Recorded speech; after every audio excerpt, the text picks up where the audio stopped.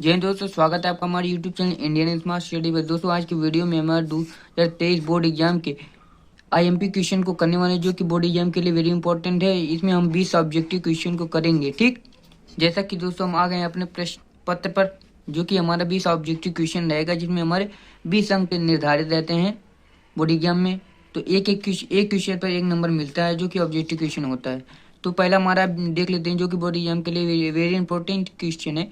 वो हमारा प्रश्न 1 है। ठीक, इसमें क्या दिया हुआ है, FeO3 ठीक प्लस 2Al L2O3 2Fe। तो ये इससे जब अभिक्रिया कर रहा है तो ये बना रहा है। ठीक, तो इसमें जो Fe3 है, इसमें पूछा उपयुक्त दी गई अभिक्रिया किस प्रकार की अभिक्रिया है। संयोजन अभिक्रिया, वियोजन अभिक्रिया, द्विस्थापन अभिक्रिया, विस्थापन अभिक्रिया। तो दोस्तों जो हमारी अभिक्रिया दी हुई है, तो इसमें ये जो 2Al एल्युमिनियम, इसको अब लोहे को क्या कर रहा है, प्रभावित कर, मतलब जो इसकी होती है, ये संयोजकता ज्यादा होती है, इसलिए इसको क्या कर रहा है, विस्थापित कर देगा। तो इसमें हमारा देखिए L2O3, इसमें जो Fe है इसको विस्थापित कर दिया है, जिसमें ये Fe अलग हो गया, L2O3 बन गया है। तो इसमें क्या किया, विस्थापन किया, तो इसमें विस्थापन अभिक्रिया हमारा सही है। और दूसरा है हमारा अम्लीय विलयन का पीएच मान होता है। तो दोस्तों ये हमारा देखते हैं, पीएच स्केल जो होता है, इसमें हमारा ये 7 होता है, और यहाँ पर 0 होता है, और यहाँ पर 14 होता है। ये 14 से लेकर 7 तक का होता है, जिसमें 0 से 7 यानी 7 से कम रहेगा तो ये अम्ल होगा, और 7 से ज्यादा रहेगा तो क्षार होगा, और ये यदि 7 पे रहेगा तो ये उदासीन होता है। तो इसमें अम्लीय विलयन का है, अम्लीय विलयन, तो इसमें 7 से कम, तो इसमें दिया 0 7 से कम, तो ये हमारा 7 से कम सही है। यदि इसमें क्षारीय विलयन पूछता तो 7 से ज्यादा ही हमारा क्षारीय विलयन होता है। ठीक, उसके बाद हमारा देखते हैं तीसरा प्रश्न क्या है, धावन सोडा का रासायनिक नाम क्या है। Sodium chloride, sodium bicarbonate, sodium carbonate, sodium hydroxide. तो दोस्तों इसमें हमारा ABCD 4 विकल्प, जिसमें हमारा सोडियम कार्बोनेट सही है। उसके बाद हमारा चौथा प्रश्न है, निम्नलिखित में से कौन सी अम्ल में से हाइड्रोजन विस्थापित करता है। इसमें हमारा फर्स्ट है MgZn, ये Cu कॉपर, PtHg। तो इसमें हमारा MgZn सही है। ठीक, अब इसमें हमारा प्रश्न 5वां है, एसिटिक अम्ल का UPSC नेम क्या है। IUPAC नेम हमारा जो दिया है, इसमें हमारा ये भी बोर्ड एग्जाम के लिए IMP क्वेश्चन है, ये हर साल आता है। इसमें पूछता है या तो एसिटिक अम्ल पूछेगा, एथेनिक अम्ल पूछेगा, मेथेनोइक, इसमें सब क्वेश्चन पूछे। तो हमारा इसमें दिया है एसिटिक अम्ल का UPSC नेम क्या है। तो दोस्तों इसका हम देखेंगे स्ट्रक्चर कैसे होता है। C, अब इसमें हमारा C कितना है, कार्बन 2 है। ठीक, तो क्या होगा, मेथ के बाद एथ हो गया।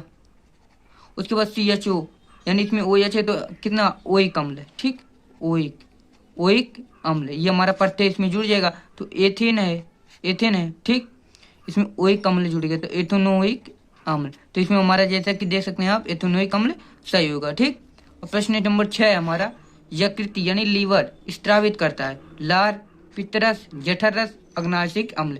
तो इसमें हमारा क्या होगा, ये तो आपको पता है, यदि आपने पाचन तंत्र पढ़ा है तो आपको मालूम होगा। यदि आपको मालूम है तो कमेंट में लिख सकते हैं। इसमें हमारा पित्तरय सही होगा। उसके बाद दोस्तों हमारा 7वां क्वेश्चन है, पादप में जाइलम उत्तरदायी है। तो जो हमारा पादप होता है, उसमें यदि हमारा देखें जाइलम होगा। ठीक, जाइलम, तो ये जाइलम होता है, ये जल का स्त्रावित करता है। और एक होता है फ्लोएम, ये क्या करता है, हमारा भोजन का करता है वहन, ये जल का वहन करता है, ये भोजन का। तो फ्लो माने यानी फूड, आपसे याद करते हैं, जाइलम तो जल इससे याद करते हैं। देख, ये जाइलम जल का वहन करता है, फ्लोएम भोजन का। तो इसमें पूछा पादप में जाइलम उत्तरदायी है, यानी करता है, तो जल का वहन करता है, ये हमारा सही है, और ये गलत। ठीक, उसके बाद दोस्तों हमारा 8वां प्रश्न है, जो कि क्या है देखते हैं, अलैंगिक जनन मुकुलन द्वारा होता है, अमीबा में, पेलेजोडियम में, ईस्ट में, लिस्मोनिया में। तो दोस्तों इसमें हमारा किसमें है, ईस्ट में। ठीक, उसके बाद हमारा 9वां है, निम्न में से कौन सा मादा जनन तंत्र का भाग नहीं है। पहला है अंडाशय, उसके बाद शुक्रवाहिका, गर्भाशय, डिंबवाहिनी। तो दोस्तों इसमें देखिए अंडाशय, ये भी हमारे मादा जनन तंत्र का भाग है, गर्भाशय ये भी है, डिंबवाहिनी ये भी है, शुक्रवाहिका ये किसका है, जनन तंत्र का भाग है। शुक्रवाहिका शुक्र मते ये हमारे जनन में आता है शुक्र, तो शुक्र वाहिका ये हमारे जनन तंत्र का भाग है, तो इसमें ये सही है। ठीक, और उसके बाद 10वां है उद्यान मटर। ठीक, उद्यान मटर का प्रभावी लक्षण है, तो इसमें हम दोस्तों अब जानते हैं प्रभावी लक्षण अप्रभावी लक्षण, तो इसमें जो प्रभावी गोल बीज हो गया उसका प्रभावी क्या होगा झुर्रीदार बीज, तो इसमें हमारा कौन सा सही है? तो दोस्तों जिसमें हमारा झुर्रीदार बीज सही है। ठीक, उसके बाद हमारा 11वां प्रश्न है पृथक्करण का नियम प्रस्तुत कीजिए। पृथक्करण का नियम यानी इसमें हमारा कौन था? चार नियम है जो मिनेल द्वारा दिए गए थे, क्या प्रभाविता का नियम और 4 दिए, जिसमें हमारा देखिए पृथक्करण का नियम है जॉन मिनेल सही है। ठीक, और प्रश्न नंबर 12 है जिसमें हमारा दिया है किसी बिंब का अवतल दर्पण। अवतल दर्पण देखिए, अवतल दर्पण का यहाँ उत्तल दर्पण हो जाएगा तो गड़बड़ा जाएगा आपका, इसमें ध्यान से पढ़िएगा। अवतल दर्पण द्वारा बना प्रतिबिंब आभासी सीधा तथा बिंब से बड़ा है, यानी कि जो हमारा यहाँ से होगा ये लेंस वो क्या होगा? बड़ा होगा। तो इसमें वस्तु की स्थिति कहाँ होनी चाहिए? तो इसमें हमारा जो दिया है वस्तु की स्थिति मुख्य फोकस तथा वक्रता केंद्र पर, नहीं तो ये भी हमारा गलत होगा।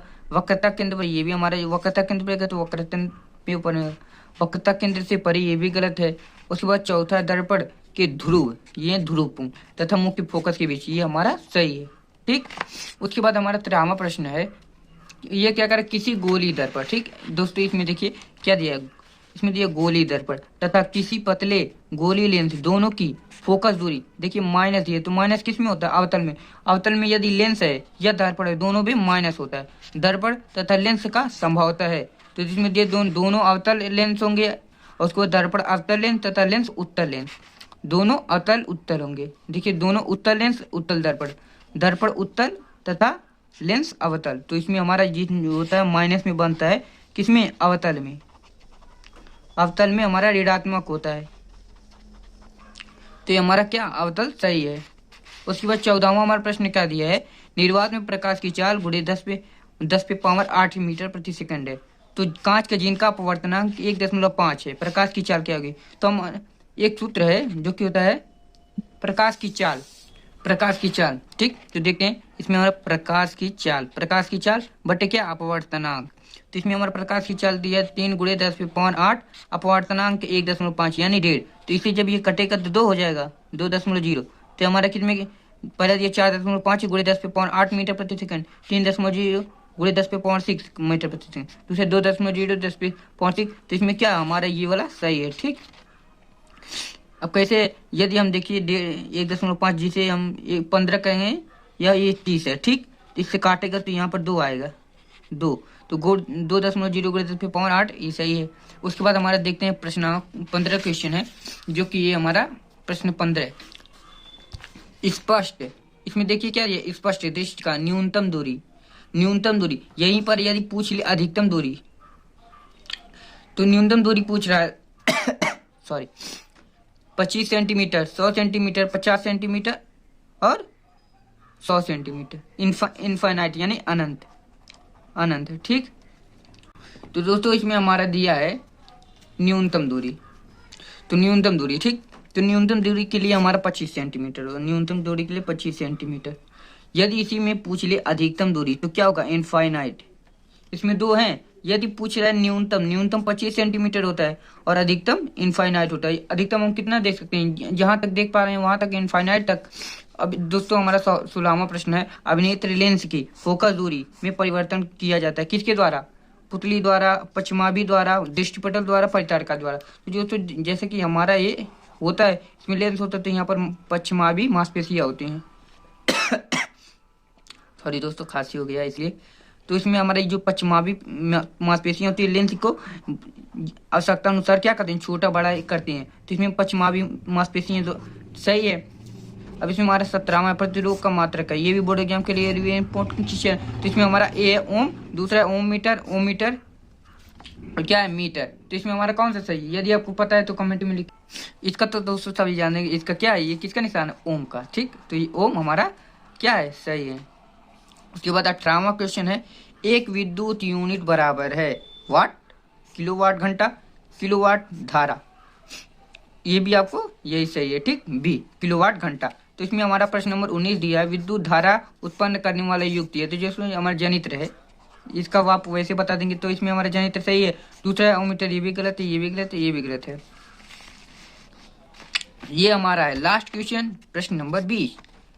एक गतिमान आवेशित कण उत्पन्न करता है, ठीक, केवल चुंबकीय क्षेत्र व दोनों के केवल विद्युत क्षेत्र, कोई नहीं।